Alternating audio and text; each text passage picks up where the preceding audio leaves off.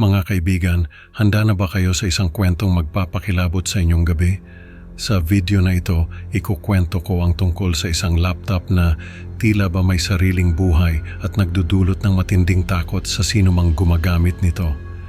Isang graphic designer na si Miguel at ang kanyang kaibigang si Carlo ang naging biktima ng mga kakaibang utos mula sa laptop na ito. Paano nga ba nila haharapin ang sumpang dala ng lumang laptop na ito? Tara na't alamin natin ang buong kwento. Magandang gabi po sa inyong lahat mga Pinoy horror fans. Ako po si Miguel at nais ko pong ibahagi sa inyo ang isang kakaibang kwento na nangyari sa akin at sa aking kaibigan. Nakatira ako ngayon dito sa Marikina kasama ang aking pamilya. Isa akong graphic designer at madalas akong magtrabaho mula sa bahay. Mahilig akong mag-scroll sa social media kapag wala akong ginagawa, lalo na kapag umuulan. Ang kwentong ito ay nagsimula sa isang maulan na gabi, habang nagbabasa ako ng mga posts mula sa mga kaibigan ko. Isa sa mga kaibigan ko, si Carlo, ay isang software engineer. Matagal na kaming magkaibigan ni Carlo simula pa noong college, at madalas kaming mag-uusap tungkol sa trabaho at mga personal na bagay. Ngunit isang gabi, may napansin akong kakaiba sa mga posts niya. Nagsimula ang lahat sa isang maulan na gabi. Nakaupo ako sa aking desk, nakikinig sa patak ng ulan sa bubong ng aming bahay sa Marikina. Habang nagbabrowse ako sa social media, napansin ko ang isang post mula kay Carlo. May kakaibang nangyayari kay Carlo, sabi ko sa sarili habang binabasa ang post. Si Carlo, isang software engineer, ay nagpakita ng kakaibang kilos simula nang iuwi niya ang isang lumang laptop na nabili niya sa isang ukay-ukay sa Cubao.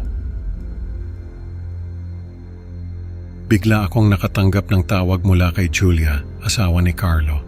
Miguel, hindi ko na alam ang gagawin ko, sabi ni Julia halatang takot na takot.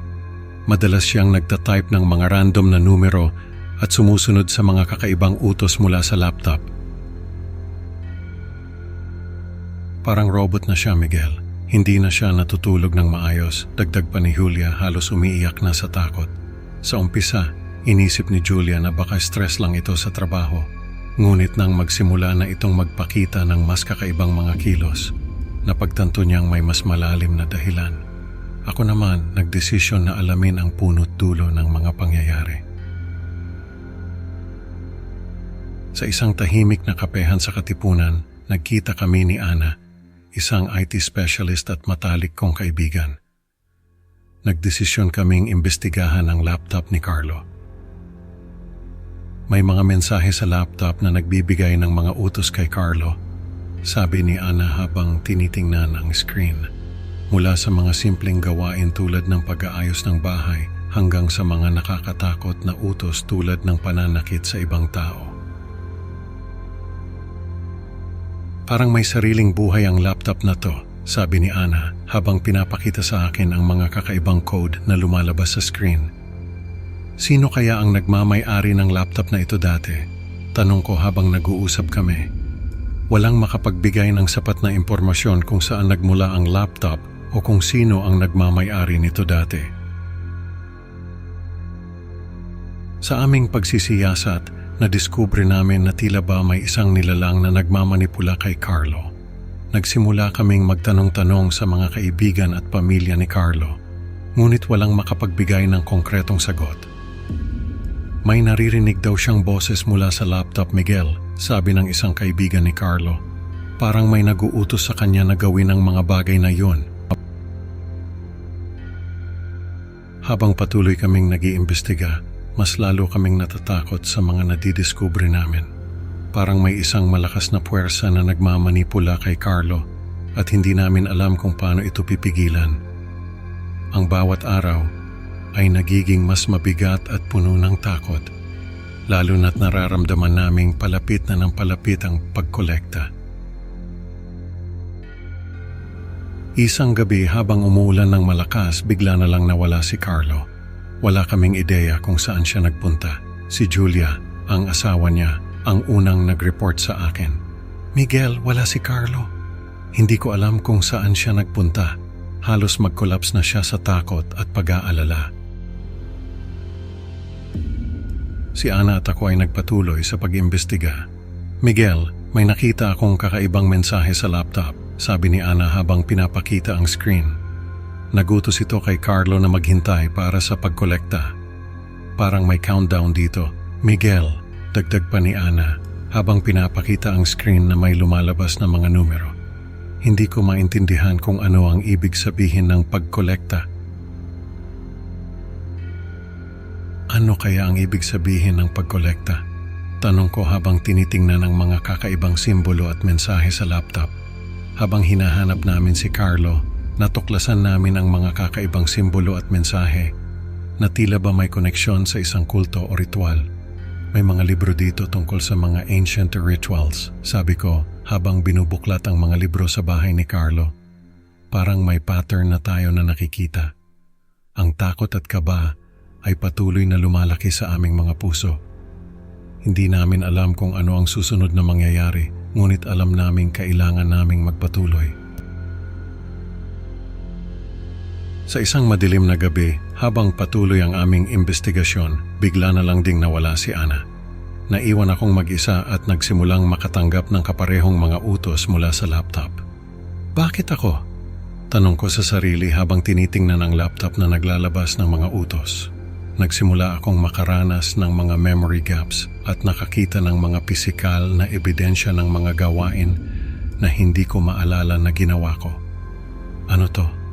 Hindi ko maalala na ginawa ko to, sabi ko habang tinitingnan ang mga sugat sa aking kamay. Miguel, sumunod ka sa mga utos, sabi ng isang boses mula sa laptop. Hindi mo ako matatakasan. Sinubukan kong itapon ang laptop, ngunit palaging bumabalik ito sa aking bahay. Ano ba ito? Bakit hindi ako matakasan ng laptop na ito? Tanong ko sa sarili habang naglalakad sa madilim na kalsada. Kahit saan ko itapon, bumabalik pa rin, sabi ko habang pinagmamasdan ang laptop na muling lumitaw sa aking lamesa.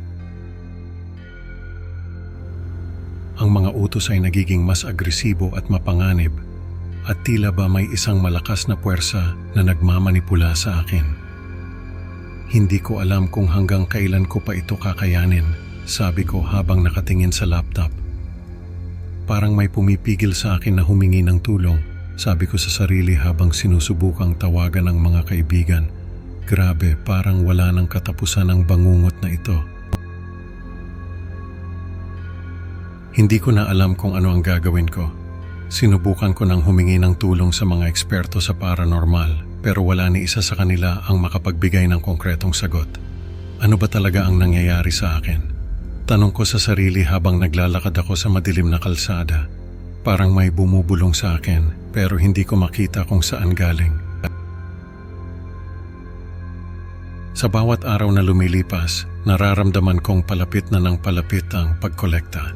Hindi ko alam kung ano ang susunod na mangyayari, pero alam kong kailangan kong magpatuloy.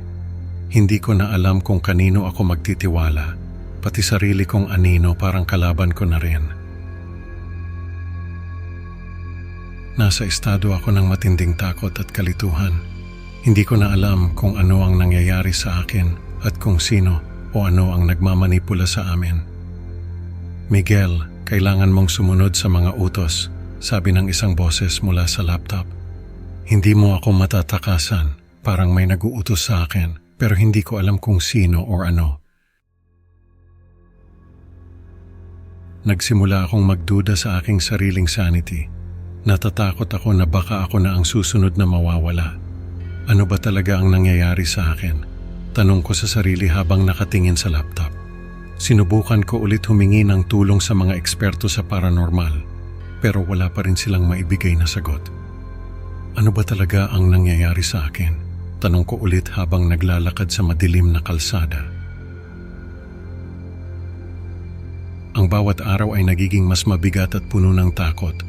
Nararamdaman kong palapit na nang palapit ang pagkolekta. Hindi ko alam kung hanggang kailan ko pa ito kakayanin, sabi ko habang nakatingin sa laptop. Sa bawat araw na lumilipas, nararamdaman kong palapit na nang palapit ang pagkolekta. Hindi ko alam kung ano ang susunod na mangyayari, pero alam kong kailangan kong magpatuloy. Hindi ko na alam kung sino ang kakampi at sino ang kalaban. Ngayon, hindi na ako sigurado sa aking paligid at kung ano ang totoo. Nag-iisa ako sa aming apartment, nakatingin sa laptop na patuloy na nagbibigay ng mga utos. "Miguel, sumunod ka sa mga utos," sabi ng isang boses mula sa laptop. Parang nawawala na rin ako sa sarili ko, nag-aabang sa kung ano ang susunod na mangyayari, puno ng takot at kalituhan. Sa huli, nag-post ako sa social media ng isang malabong mensahe. Ako ay handa na, dumating na ang oras ng pagkolekta. Hindi ko na alam kung ano ang magiging kapalaran ko, pero alam kong hindi na ako makakatakas. Mga kaibigan, ang moral ng kwento ay huwag basta-basta magtiwala sa mga bagay na tila may sariling buhay. Ang sumpa ng laptop ay nagdala ng takot at kalituhan kay Miguel at Carlo. Maraming salamat sa pakikinig mga ka-horror. Huwag kalimutang mag-like at mag-subscribe sa Creepy Pinoy Stories para lagi kayong updated sa mga bagong kwento ng katatakutan. Excited na akong makita kayo sa susunod na upload. Hanggang sa muli, mag-ingat kayo sa mga bagay na tila may sariling isip. Paalam at matulog ng mahimbing kung kaya nyo.